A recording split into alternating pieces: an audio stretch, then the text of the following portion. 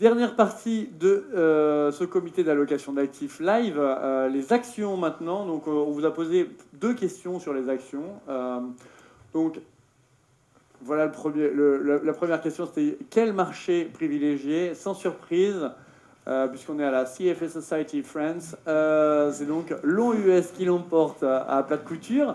Long Europe, alors neutre, c'est histoire de ne pas prendre de position par rapport à vos indices de référence. Et on a quand même un long émergent Asie avec une performance historique très mauvaise sur les émergents Asie, donc notamment le moteur chinois. Et quand même des gens qui sont plutôt convaincus sur le LATAM. Donc on voit quand même qu'on a une suprématie vraiment des actions américaines, même au sein de la CFA Society France. Donc Vincent, est-ce que ce positionnement est cohérent avec les zones géographiques que tu privilégies dans ton allocation d'actifs? Et pour les zones émergentes en action, qu'est-ce qu'il faudrait privilégier? Alors très clairement, chez JP Morgan Asset Management, on est neutre en action.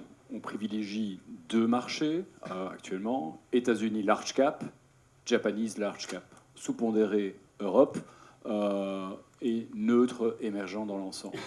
Alors, et c'est en positionnement 2024. Alors, quelque part, si je me projette, et chaque année, on produit un document qui s'appelle notre Long Term Capital Market Assumption, que je vous invite à découvrir, dans lequel on va regarder au-delà de 2024, on va regarder sur les 10-15 prochaines années, et on va mettre également des perspectives de rendement pour les actions, les classes d'actifs de manière générale, mais les actions à 10-15 ans. Alors là, je dirais le ranking n'est pas tout à fait le même. À ce moment-là, on va retrouver une Europe plutôt en avance et des émergents, et singulièrement la Chine, plutôt en avance. Mais parlons de 2024, puisque c'est plutôt la question. On a tous globalement assez bien acté l'idée d'un ralentissement conjoncturel pour 2024.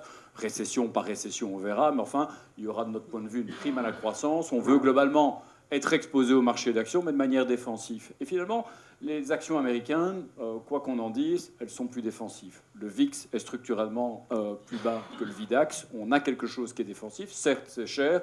Je dis souvent, on paye de façon pricée pour la perfection, mais on a globalement cette perfection. Donc nous, US Large Cap, c'est quelque chose qu'on aime bien en portefeuille dans le contexte économique qui s'annonce.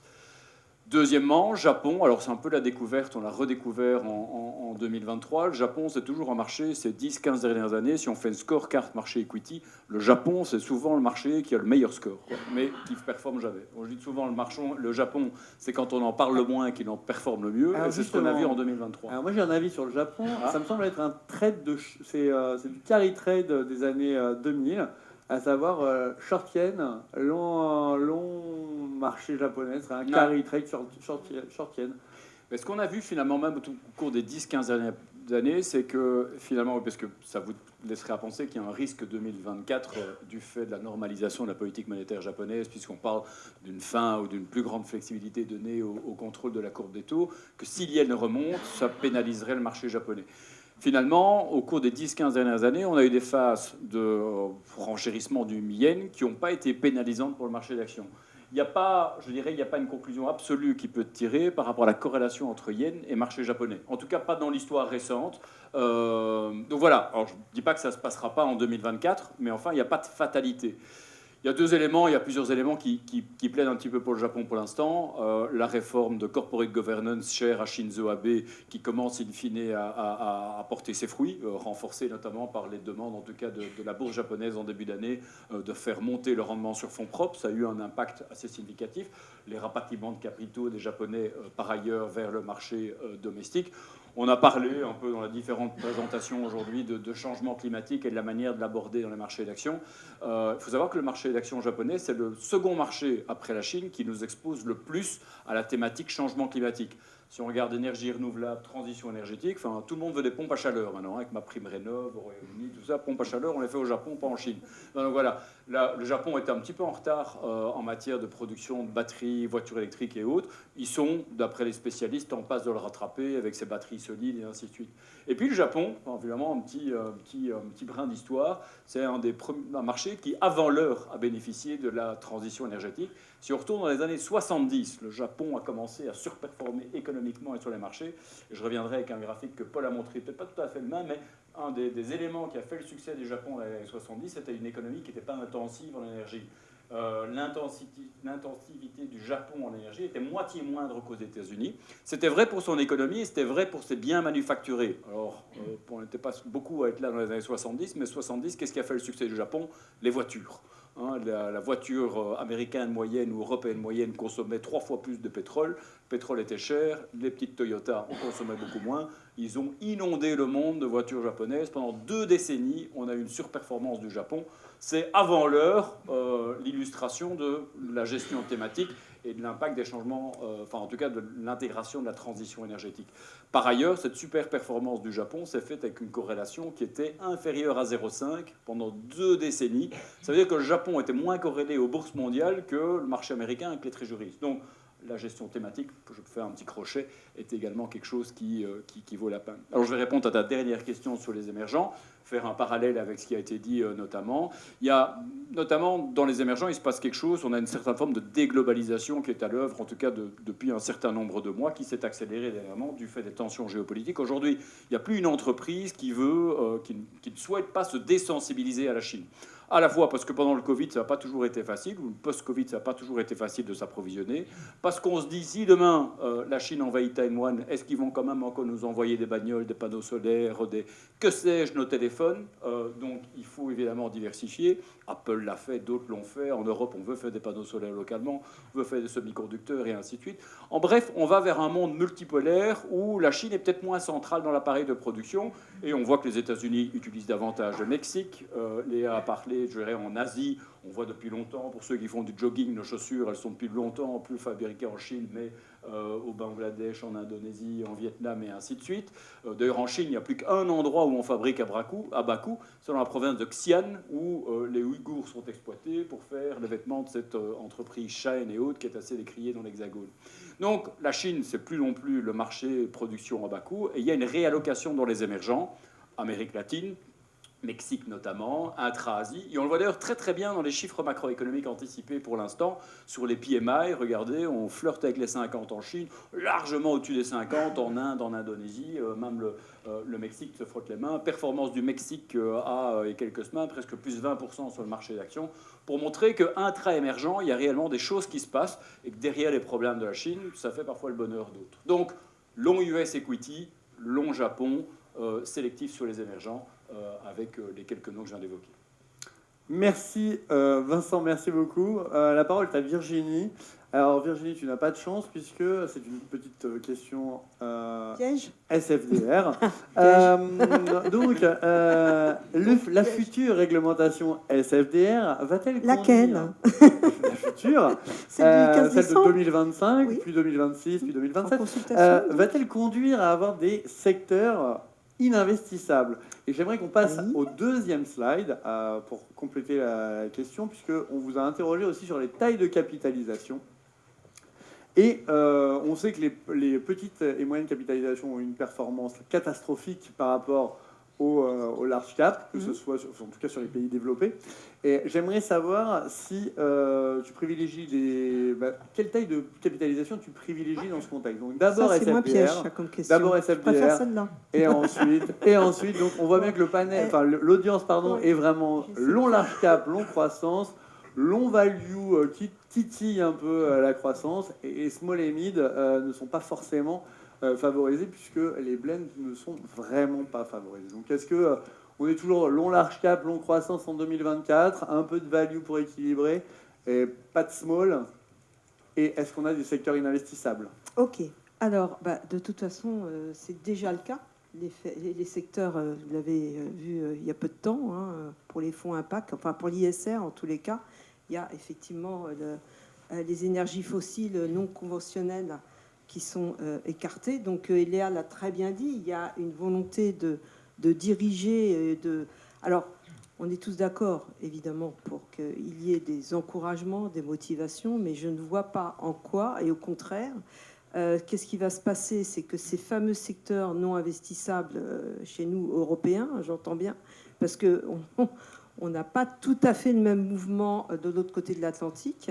Qu'est-ce qui va se passer? C'est que ces sociétés, elles seront donc, les actionnaires seront donc américains.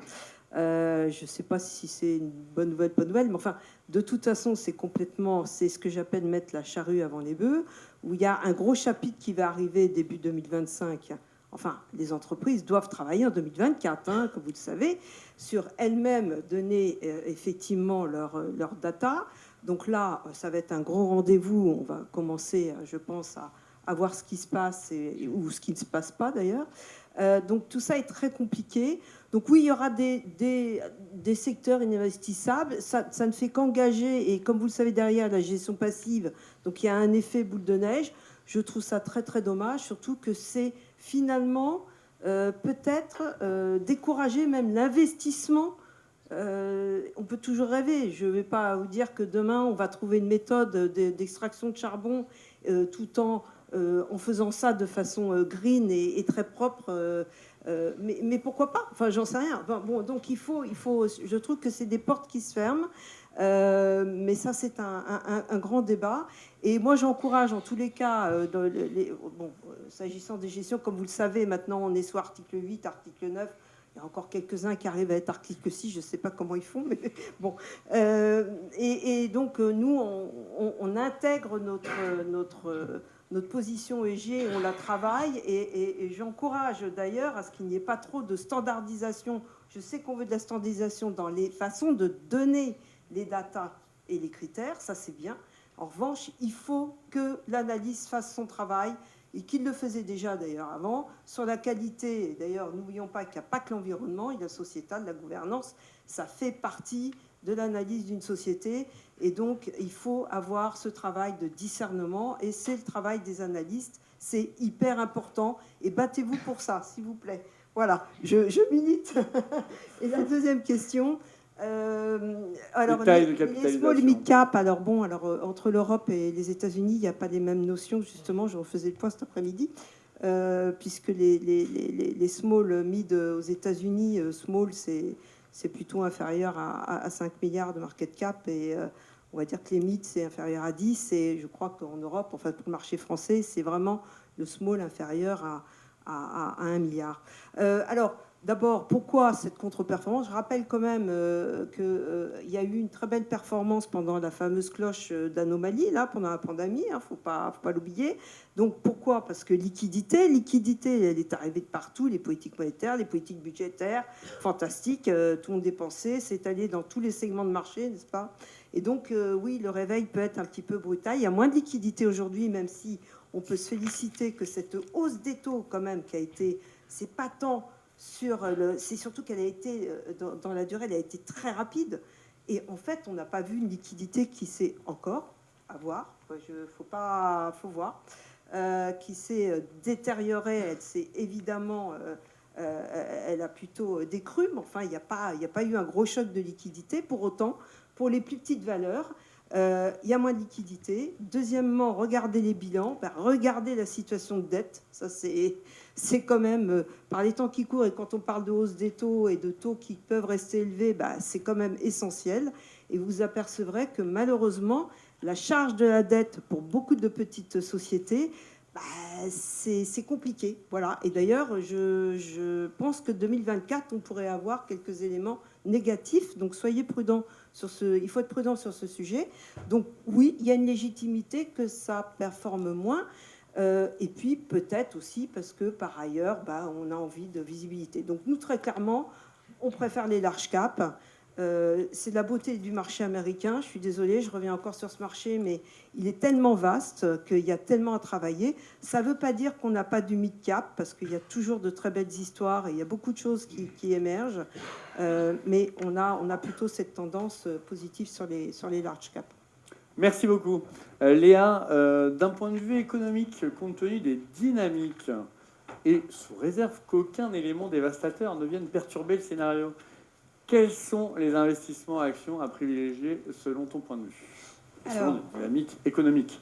C'est compliqué quand dans un panel, tu as des personnes du même avis, mais je ne vais pas énormément varier de ce qu'a dit Vincent, en fait. Donc l'Europe, non. Non.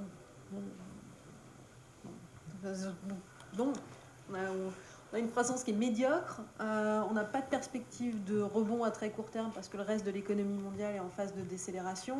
On a des problématiques de dette qui ressurgissent et qui réapparaissent. Et pas aux États-Unis. Si, mais avant qu'on questionne la question du dollar et de la crédibilité de la Fed, on aura déjà bien critiqué la BCE d'ici là. Donc je pense que c'est pas un sujet à très court terme. Après, encore une fois, Europe, il y a des fortes différenciations comme dans les émergents à faire, avec des préférences effectivement pour les économies nordiques par rapport à certaines économies, notamment à l'Italie malheureusement. Je pense que 2024, c'est l'année, en fait, jusque-là sur le terme macro, 2023 est la période Covid où en fait, on avait tellement des chiffres exceptionnels de croissance qu'on a oublié tout le reste et qu'on a oublié toutes les problématiques, dont les problématiques de dette qui sont en train de réexploser parce que voilà, on est sur une logique de taux d'intérêt qui change aujourd'hui. Et sur le reste, effectivement, c'est pas compliqué. Sur le scénario 2024, c'est une surperformance US sur la plupart des zones développées. Et sur les zones émergentes, encore une fois, c'est une différenciation. Quand on fait de la macro pure, on fait du risque pays, donc on a des primes de risque pays face aux perspectives de croissance. Les économies qui s'en sortent avec des chiffrages de croissance au-delà de 5% l'année prochaine et des primes de risque qui sont limitées sur les émergents, c'est l'Asie. C'est plutôt d'ailleurs les économies, on a la partie plutôt petite taille d'émergents, plutôt grosse taille. D'ailleurs, sur les 10 gros émergents, on est plutôt dans des situations assez disparates. On a beaucoup parlé de la Chine. Nous, on pense qu'en 2023, c'est plutôt une phase qui sera positive pour la croissance chinoise et qui ramènera un peu la région dans une phase un peu plus haussière. Et puis, encore une fois, le LATAM avec le reshoring, friendshoring, peu importe comment vous l'appelez, qui bénéficiera aussi à l'Amérique latine. Donc, nous, on garde les émergents, mais là aussi différenciés. Alors, dernière question pour Paul, en tout cas de ma part, et c'est mon obsession. Sur les émergents, j'ai un problème sur l'investissement, parce que il me semble que les marchés ne fonctionnent pas librement. En tout cas, tous les marchés ne fonctionnent pas librement. Alors, est-ce que cette idée d'investir plutôt dans des démocraties que dans des dictatures ou entre les deux, est-ce que c'est pertinent ou c'est complètement farfelu ? Il peut y avoir toujours des extrêmes à éviter. Bien entendu, on ne voulait pas investir dans l'Union soviétique, par exemple, parce qu'il n'y avait pas de marché, mais en tout cas, l'économie était exécrable. Mais en dehors des extrêmes, je doute qu'il y a franchement des grandes différences. Aujourd'hui, quel est le marché émergent que les gens aiment? C'est le Mexique, l'Inde.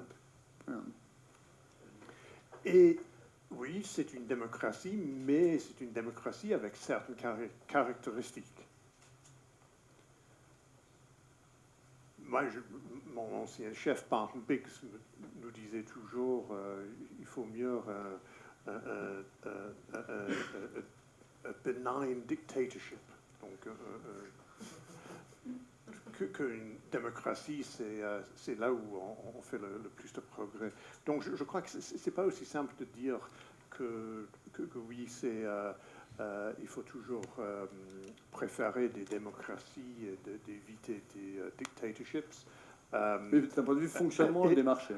Fonction des marchés, mais encore une fois, l'Inde, ce n'est pas des marchés qui sont libres, ce n'est pas une économie qui fonctionne librement, mais les marchés, ils ont très bien performé, mais pour cette raison, ils sont devenus chers. Donc moi, au lieu de regarder la gouvernance du pays, je préfère de regarder la situation macroéconomique, mais surtout, quel est le prix que je dois payer pour investir dans ce pays, dans ce secteur, dans ce boîte. J'ai cité tout à l'heure Led Zeppelin, Robert Plant. Maintenant, je vais citer Malcolm X.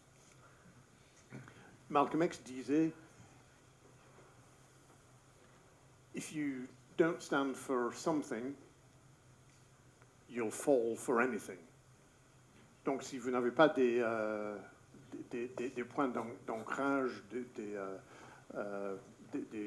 trucs en lesquels vraiment on croit et qui sont très solides, on est poussé partout. Et je dirais dans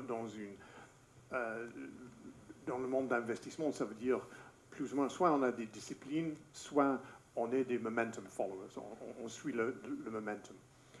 Et aujourd'hui, où est-ce que je trouve que les actions sont chères, malgré toutes les qualités qu'on peut citer, là où on trouve les actions chères, pour moi, c'est les US, où les indices pondérés par capitalisation boursière sont chers, et l'Inde. Mais les gens les adorent parce qu'il y a un momentum qui est assez impressionnant. C'est très très facile d'acheter quelque chose quand le prix a bien monté pendant quelques années. Où est-ce qu'on trouve les prix bas? C'est là où les gens ne s'intéressent plus, qui ne s'intéressent pas, c'est la Chine. Et je peux trouver d'autres marchés. Au début de l'année, j'ai cité le Pakistan. Il n'y a personne qui s'intéresse dans ce marché comme le Pakistan. Mais c'était vraiment pas cher. Mais aujourd'hui, parmi les grands marchés, je dirais que c'est la Chine. Et c'est devenu pas cher. Et il y a un momentum qui se suit. Ça sous-performe, les gens commencent à vendre. Ça sous-performe encore, les gens qui deviennent, ils suivent le momentum, ils vendent encore. Et donc, les gens n'aiment pas le marché parce que ça a sous-performé. Moi, je l'aime parce que c'est pas cher. À mon avis, c'est un marché qui a du potentiel. Si on achète le S&P 500 aujourd'hui, on est en train d'acheter quelque chose où la performance historique est superbe, mais la performance future, moins intéressante, à mon avis. Donc, parmi les émergents, je dirais, je m'en fous quelque part des questions de gouvernance en dehors des extrêmes, mais je préfère la Chine. Très bien, merci beaucoup. Alors, on a eu des questions de l'audience, mais comme on a décalé de 15 minutes, je vais vous en poser une, parce que je sais que elle est chère à celui qui l'a posée, enfin qu'on imagine qu'il l'a posée, on ne sait pas vraiment qui c'est. La question est entre les ETF Smart Beta, les ETF Actively Managed, les ETF AI Powered. Pourquoi investir dans les fonds actifs traditionnels? J'ai ma collègue des ETF qui est dans la salle, donc je ne peux pas me louper sur la question. En tout cas, je vais donner une vue d'asset allocator sur... Enfin, JP Morgan Asset Management est un gestionnaire actif, en ce y compris un gestionnaire actif d'ETF. Alors, je ne vais pas rentrer dans le débat, est-ce que actif, ça fait mieux que passif d'un point de vue performance? On va partir du principe que puisqu'on le fait, on l'espère. Par contre, ce qui est assez intéressant, c'est que si vous devez investir sur les marchés aujourd'hui, imaginons que vous devez investir 100, et que vous avez un intérêt pour des solutions passives, vous avez tout intérêt à avoir des solutions actives à côté. Pourquoi? Parce que si cette solution active fait aussi bien que votre solution passive, elle va le faire de manière décorrélée par rapport à votre solution passive. Et ça, c'est particulièrement intéressant quand on compose un portefeuille, c'est réellement d'avoir cet aspect décorrélation entre actif et passif. Et croyez-moi, je pense qu'en tout cas, on peut le démontrer chez nous, il y a par ailleurs une valeur ajoutée en termes de performance. Mais on se focalise sur cette performance et on oublie souvent de voir que finalement la gestion active a au moins ce mérite d'être décorrélée par rapport au bêta de marché. Et ça, c'est déjà, en termes de construction de portefeuille, un bienfait qui pour moi est absolument important. Virginie?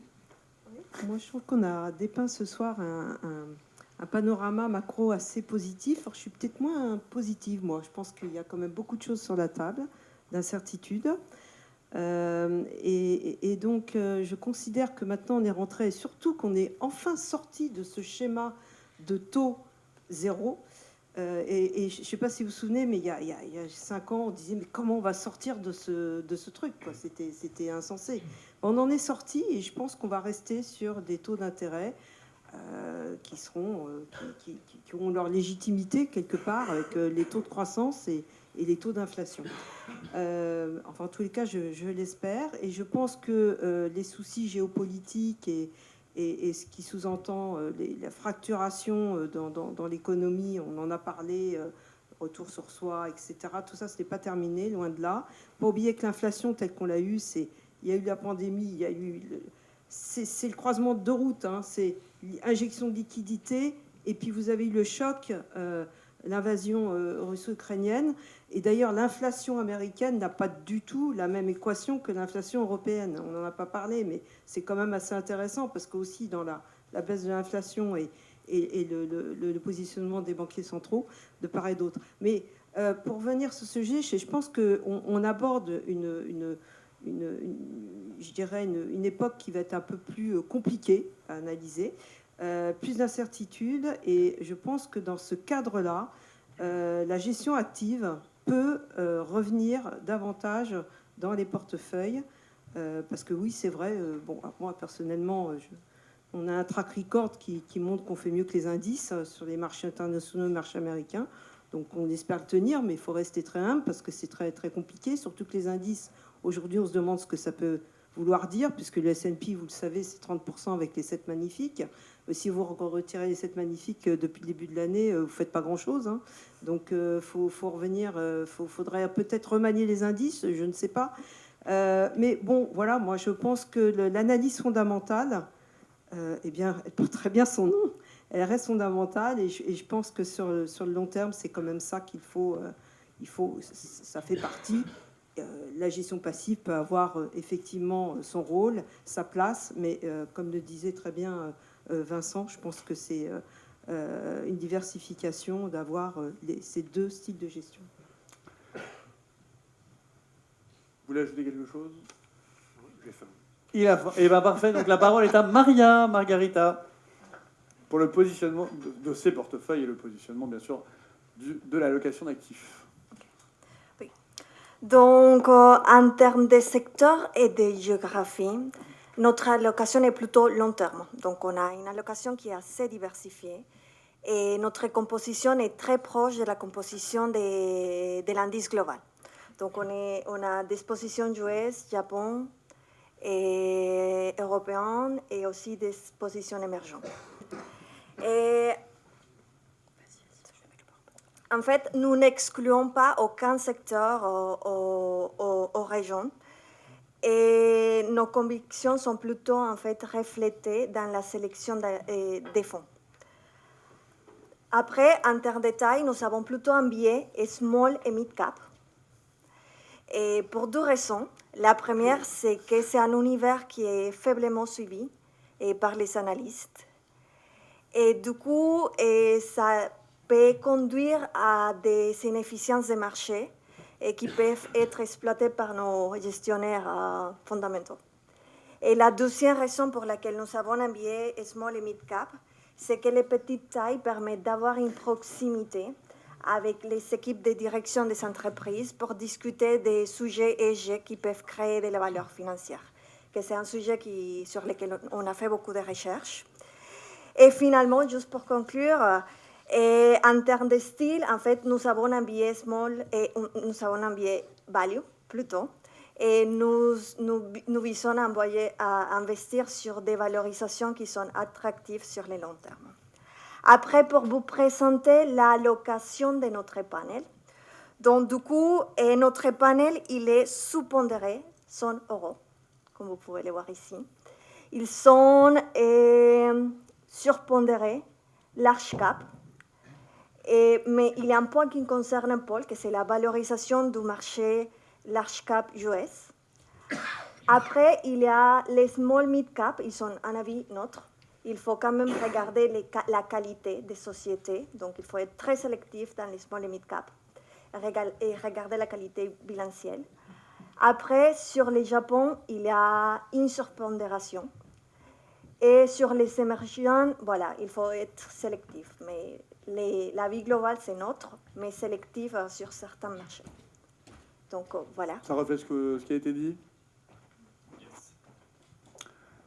Alors maintenant est le temps des remerciements. Donc je voulais vraiment remercier chaleureusement chacun des membres du panel et Maria qui a eu fort à faire avec ce qui a été dit. Donc j'aimerais qu'on les applaudisse très fort.